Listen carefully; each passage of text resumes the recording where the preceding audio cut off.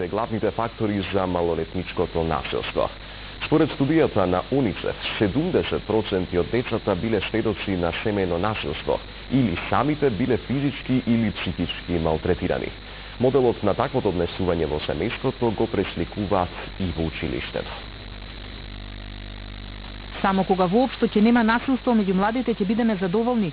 Очигледно е намалувањето на агресивноста меѓу учениците, но тензии се уште има, вели министерот за образование Панче Кралев. Бараат помош од децата како да се надмине насилството во училиштата. Младите се тие кои може да ни дадат по-конкретна визија во однос на тоа од каде потекнуваат овие проблеми и исто така да ја наслушат како во иднина можеме да ги решиме истите. Полицајците и натаму остануваат на автобуските станици и во автобусите на ЈСП во кои се случија неколку инциденти меѓу учениците. Нивното присуство во значителна мерка го намалило насилството на учениците на патот до училиште или до дома, но мора уште да се работи на превенцијата. Со една таква координирана активност и учество на сите заинтересирани институции се добиваат вакви позитивни резултати.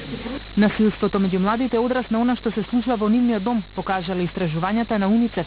7 од 10 деца на возраст од 2 до 14 години биле жртва на психичко или физичко малтретирање во домот.